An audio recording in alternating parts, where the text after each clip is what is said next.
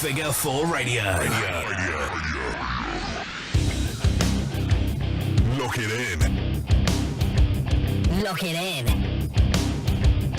Lock it in. Lock it in. Lock it in. Figure 4 Radio. Hello, welcome to Figure 4 Radio. It's the Mastermind Ollie Spring, and today I am honoured to be joined by RJ Singh. Hello, how you doing? I'm good, mate. How are you? I'm very, very well, really well. Just come off a weekend of wrestling, so I'm feeling a little bit bruised and battered, but apart Not from that, I'm surprised. alright. So I'm alright in saying you retired. Well, I did, yeah. wrestling retired, I guess. Yeah, in a sense, I guess I did. I took. Well, it's not really retirement now, is it? I guess Yeah. I'm back wrestling, so I guess it was an extended break. I guess you yeah. call it now. So I took sort of a year and a couple of months off. Cool. Was there a reason behind that? Like, was it? Yeah, it was kind of a personal thing, really. Me and my wife have been trying for a family for quite a couple of years now, and we've had quite a lot of heartache. So I kind of needed to kind of focus on that instead. So I said, between my regular job, which is I'm a deputy head teacher. Yes. Yeah. So between that and wrestling, and then obviously trying to start a family, it was a lot to juggle. Yeah. Of course, and I kind of got to the point of like, right, well, I need something's got to give. And I'd done a lot in wrestling at that point. I'd done lots of really great fun things. I'd just come off British Boot Camp too, Yep. and I was like, this is probably a good time to kind of call it a day on wrestling and focus on other things. So at the end of 2014, I was like, okay, I think it's time to kind of hang my boots up and take some time off and things like that. So I did, and I kind of was like, right, I think that's it's time to call it a day. So at the end of 2014, I had my what at the time was my final match, I guess. Yep. Was that against? That was against Sticks, my friend Sticks. I saw a picture of. So I know Sticks. He's a good chap. I saw a picture of you guys from like back in the day. I guess. Yeah. And then like the promo shot for that match, I was like, wow, like. Just shocked at like the I guess like the difference. The years, of course. Yeah. I mean, Me me and Sticks trained together, so we came up from the same training school together in London. We've been friends. I was best man at his wedding. He was one of the best men at my wedding. Wow. So we've known each other for years, and we've kind of done everything together. To have my last match against him was phenomenal. Yeah. And what was it that kind of brought you back in? I guess. I mean, what dragged you back? And with the best intentions, obviously, I then tried to stay away from wrestling. Yeah. And it was a couple of factors really, because during 2015, when I wasn't wrestling, I was contacted by David Sharp, who runs 4FW Wrestling, and he wanted to bring me in as a manager. For one of his guys, Tiger Ali, who's one of his top guys in his company. Yeah, of course, yeah. Was he recently? He was part of the UK tournament. Yeah, he was. Yeah, he was in the UK tournament. He didn't actually end up in the tournament itself. He was one of the guys that was originally there. But he did the dart. He was in the dart match. He was there the whole weekend. But just last weekend, he faced Kenny Omega. Kenny Omega's first match since Wrestle Kingdom, and that was an absolutely blinding match, absolutely amazing match. So I was brought in to kind of be a manager for him, and so we were doing that. So I was kind of around wrestling a lot, and then come May, it was around May time, Progress Wrestling contacted me again and said, we still want you to come work with us. Would you be interested in doing a commentary? So I was like, yeah, sure, that'd be great. How did you fit into that? How have you found the commentary? Oh, I love it. I love doing commentary. Same. It's great fun. It's really good fun. I really don't get hit in the face? No, I don't. Well, actually, no, I still did. I was on commentary one night in Manchester, and I had to go down to the ring, and Tommy N kicked me in the face. So still get hit in the face.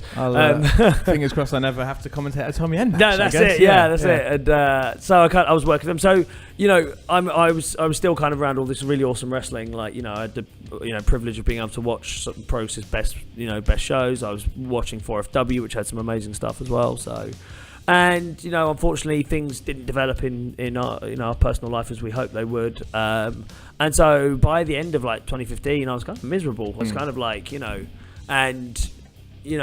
wrestling was one of the things that just brought me just absolute joy. Yeah. And I just felt like, I still had more to give, and actually, I was making myself miserable. So go back and do something that you really enjoyed. So beginning of 2016, in February 2016, I came back. What was it like having that first match back after? It was amazing. I mean, I came back at Future Pro Wrestling, which I had a long history with Future Pro Wrestling. Down in London, I was their champion for most of 2014. I'd done a lot with Future Pro, so I came back as a surprise entrance in there. They had like a Rumble match, and I came out as a surprise entrant to that, which was really great, and I had such a great response. And then, kind of ever since then, I've been, just been slowly getting back into wrestling and getting, working with different promotions, things like that. Yeah, and then obviously, tail end of 2016, British wrestling blows up big time. It's amazing, it's suddenly, without a doubt. Suddenly we're the talk of the world, as it were. So it was about time, if you ask me. Well, yeah, and we've got all these, we've got TV companies interested. We've got, all the big companies interested in British wrestling. So it's a great time to be here. So when was it that you made your debut? Because as I say, I mentioned that photo with you and Styx all those years ago. When was it that you actually kind of debuted, as it were, in wrestling? My debut match was in. I'm trying to think now. God, so long ago. I'm so old. It was. I didn't mean to dwell on that. Yeah. Oh my God. I'm trying to find the best way so to put goddamn old. No, it was 2001, November 2001. FWA, which was one of the sort of rising promotions at the time. The FWA, because I came up through their training school. I was trained by Alex Shane, and it was the High School Hell it was called. So, and they often had like an academy match before their shows, which was kind of a dark match. Yeah, but give the new guys a chance. To give the new guys a chance, and I chance to shine. And so I debuted in 2001. I had my debut match against a guy called Hayde Vanson. Which any historians out there will know that Hayde Vanson went on to become signed by WWE. Okay. He was the one who had like one promo on SmackDown, and then I think there's a lot of people that. Yeah, he had like one, but he didn't even have a match. He had like a promo on SmackDown where he was doing this almost like cult leader gimmick, and he was kind of sending this message to someone who it was rumored was the Undertaker, and then they just pulled the plug, and that was just it. Nothing. And then but he's doing great now. He went on to do acting. He was like became a photographer, became an actor. I think there's a new what film was it? It's coming out. There's a Tom Cruise film coming out, which is like a reboot of something. Oh, is it? Yeah, one of those. What's he rebooting? The Mummy. That was it. It's The Mummy. Yeah. It's a reboot of The Mummy, and the trailer hit the other day, and the trailer starts with like these two soldiers on a plane. Yes. And Hayde Vanson is one of those soldiers. Oh, awesome. So awesome it's really stuff. cool. So that was really cool. So so we had our first match together. He was great. I mean, Hayde just looked and moved like a superstar. Yeah. Even in training, we knew he was going to be great, and I was terrible. I wasn't very good at all. So I didn't have another match again until sort of later into May 2002. After that, and then after that, I kind of started regularly getting work from there. So obviously, the landscape of British wrestling back then must have been just meteorically different to what it is like now. It couldn't have been any more similar. Well, I mean, at that time it was on the rise. It had been dead for a long time, and the group of guys, people like Doug Williams, Jody Fleisch, Johnny Storm, were trying they were trying to build something out of nothing because the generation that had come before them hadn't left anything from there, hadn't left a legacy behind. So it kind of there was nothing. So they were trying to build things from the ground up. And I will always credit those guys, and I think they deserve more credit than they get. 100%. People like Alex Shane, Doug Williams, Johnny Storm, Jody Fleisch, all those guys there who were around that time, they were the foundation of what we're doing now. Without those guys, I don't think we would have the scene we have now because they were pioneering stuff. They were, and I mean, you can speak to Alex. Alex will tell you this himself. Like he took the ECW model that was so hot at the time, and he sort of brought that to Britain. Yeah. And he ran the FWA almost like ECW did. And then we saw this great kind of rise in numbers. People coming to shows. Wrestling was cool again. We were doing things, and that ran well for a good couple of years till around 2005. And that's really when it started to drop off. Yes, 2005 all the way through to 2011 was a struggle. You hear lots of stories about certain companies that did certain things that kind of just had a negative impact on the country. We can say 1PW. It's fine. You say, I wrestled one match for 1PW and I was never asked back again. So I don't know if it was just because I was rubbish or what. So this all happened before I even knew there was a British wrestling scene, I guess. So I'm just hearing the kind of the third party stories. Yeah, I mean, I wish I had a 1PW story, but I don't. Like everyone else I know has great 1PW stories, but I literally did their debut show and then I wrestled them again. So what was it like then in that kind of, I guess when you saw an early peak, as it were, and then it kind of went back down? It was really disheartening. It was so disheartening at the time because was there many promotions around to work for, or was it? I mean, there was, but no one was doing good houses. No one was drawing good numbers. It was like, if we can get 200 in, that's good. And now compared to now where we're like 800 plus, and we're upwards anywhere. I mean, you got ICW, and Progress doing massive shows. And we're talking thousands. Exactly, we're not talking hundreds like Rev Pro as well. Like, we're not talking hundreds, we're talking thousands now. That's the benchmark. The benchmark is now thousands, and that's phenomenal. And that's really, that's really great. So obviously, I mean, you've seen all of this kind of unfold. What do you think is it that kicked off this kind of new kind of rise for British wrestling? I think somewhere around 2011, I think a lot of the companies they started to, I just think, really look at their product, and they really started to furnish their product a bit better. And I think what had happened a lot, sort of all the way through 2005 to 2006, it was all about let's get on TV. We have to get on TV. And I think over the last couple of years, these companies have they've really upped their production values. 100%. They've sought out the hottest talent in the UK, mixed with some great names from overseas. And on top of that, they haven't been striving to get on TV. They've been like, no, because TV isn't TV anymore. That's not what TV is. What we've got in our pockets, on our mobile phones, on our tablets. And that's where you want to be. That's where you want to be. Exactly. Yeah. So they're making YouTube content. They're making on-demand content and things like that. And I think that has helped boost things incredibly. That people, the promotions have realised that. So and they're just putting out really polished products. And I think, they've got guys who are going in with actual business plans to their promotions and thinking, rather than just putting on a show. Yeah, I'm not just doing this for my mates, to make my family come and watch my shows. I'm putting this on as a business, and we run this like a business. And I think that's just done absolutely wonders. And that is what has drawn the eyes of sort of TV companies and the WWE. Because I think for me, I know you mentioned earlier TNA Bootcamp. For me personally, I think the first season of Bootcamp was where I discovered, holy shit, there's it isn't just WWE or TNA, there is a hotbed here. And then, as I say, Spud went on to do what Spud did, and Marty went on to do amazing. Well, he's now Marty's for me has been the most amazingly evolved wrestler over the last 3 years or so. From going from what he was, when he was like Party Marty and stuff like that, to the villain now. The villain is one of the best characters in the world. I mean, whenever I have the chance, I sit down and I just chat with Marty backstage at shows, and I have the privilege of seeing a lot of his matches in progress, which is just phenomenal. And the guy's so busy, he's literally he flies to America, then he's back, and then he's in Germany, and he's back, and it's non-stop. But he loves it, and he's that's what he lives for, and he's so good at what he does. But and then from obviously TNA Bootcamp 1, there was a bit of a break, and then say Series 2. That kind of just opened up the floodgates, I guess, because it wasn't just his 4 wrestlers we've handpicked. It's you got those opening rounds where you see tons of people that you never heard of. I would say you were involved in that. I was, I got contacted by TNA right at the start of 2014, and they sort of said, we'd like you to be involved in British Boot Camp and things like that, and they kind of talked us through the process. So obviously, they tried to obviously situate us to auditions nearby. So obviously the London auditions happened. I went down there. Had a chance to show what you can do. Yeah, and got to speak to and the 3 judges, Gail Kim, Al Snow, and Samoa Joe, who's obviously Samoa Joe's gone on to some better things. They were brilliant. I mean, they were great. They gave us some great advice. They helped. They were there, to help us with the matches as well on the actual show night in London. They were there to support us and help us with the matches. Were you on one of the televised matches? I was, yeah. I'm trying to think, 'cause it's so long ago now, I can't remember. Yeah, I was one of the televised matches. I was. Who were you up against? I was in a tag match. It was myself and Richard Parliament versus Martin Richard Stone. Parliament. What happened to him?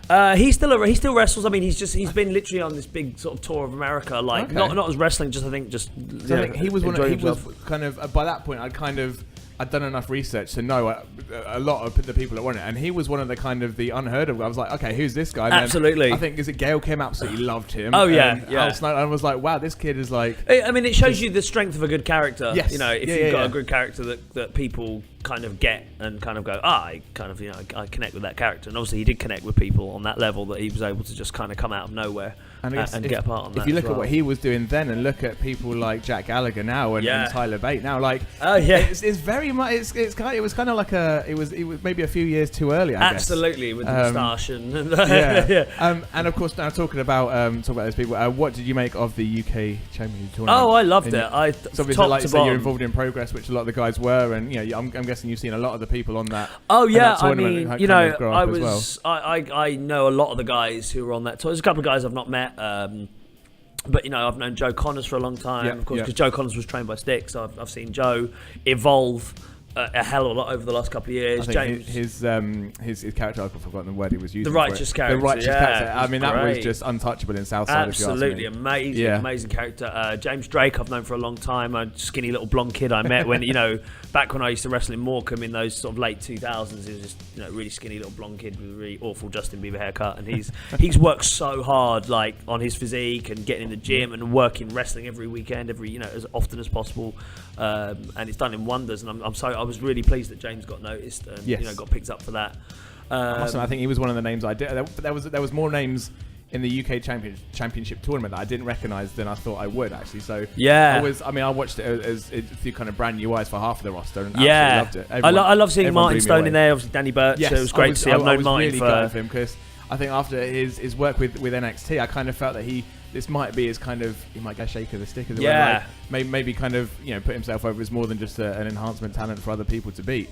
And he was in tremendous shape. He was phenomenal. I thought he did an absolutely grand job. For the end of the match as well. Of course, as well. Yeah, those kind of things happens. But it was great to see him. As I said, and I was gutted. I was gutted. Tiger wasn't obviously featured in the final TV thing. But I'm glad he got to have that experience. He's obviously recognised. He's on the radar now. Yeah, absolutely. Did you see Tyler Bate winning it?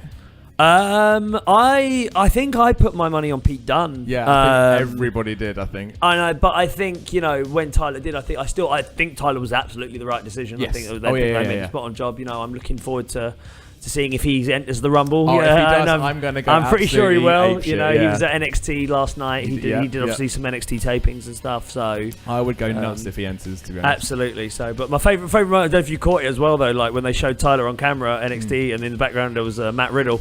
Yeah, I poking in the background of his progress scarf on. So that was awesome. But as I say, the whole atmosphere of that whole night up in Blackpool. I mean, the venue was immense. Yeah. And I mean, do you think that's compared to? Did you see the World of Sport?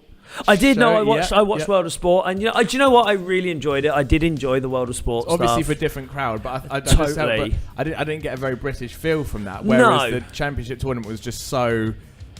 It just embodied it perfectly. Yeah, I mean, it was the WWE UK Championship. It was still WWE at its core, but it had this wonderfully British flavour to it, if you will.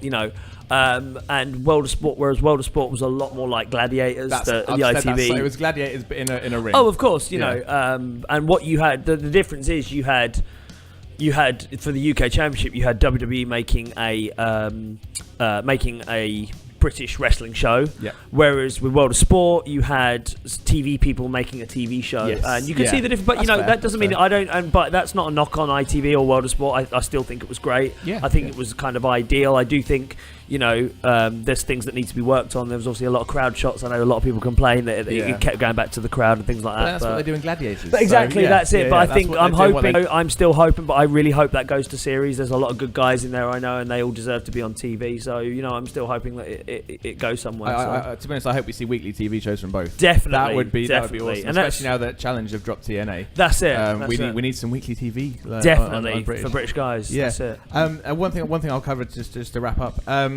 A lot of times when you hear other podcasts and the big WWE guys saying, giving advice for people, they always say have a backup plan, go to college, get this. Of course, let's say you're a deputy head. I'm a deputy head. Yeah. So is that something you still do on a weekly basis? Yeah. I mean, that's my day to day. Was that something in the back of your head where you wanted to make sure it wasn't?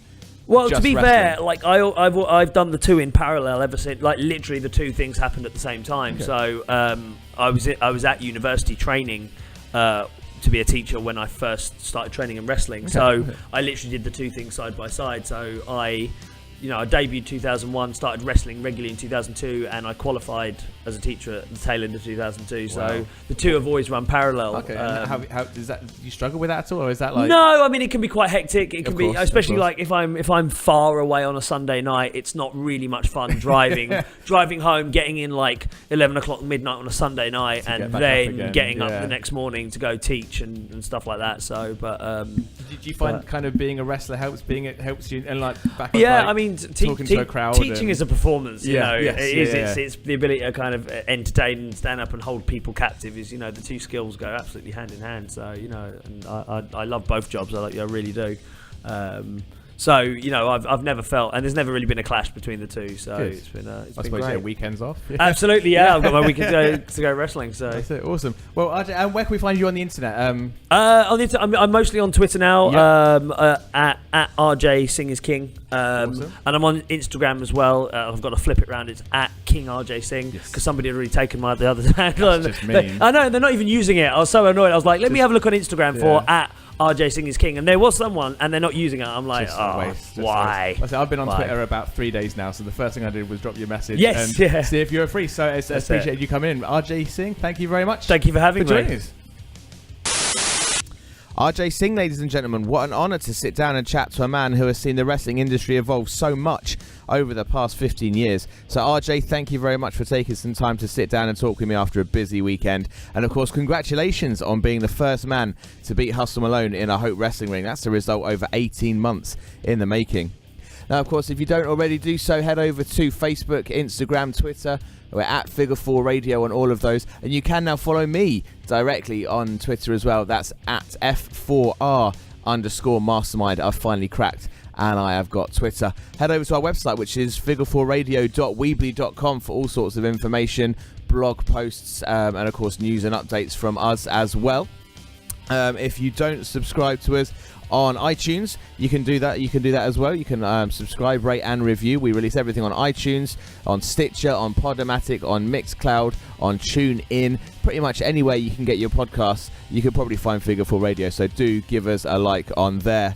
Now we'll be back next week. Probably the regular team, myself and Luke, will be sitting down and talking something to do with wrestling. But until then, we'll see you next time on Figure 4 Radio. Figure 4 Radio.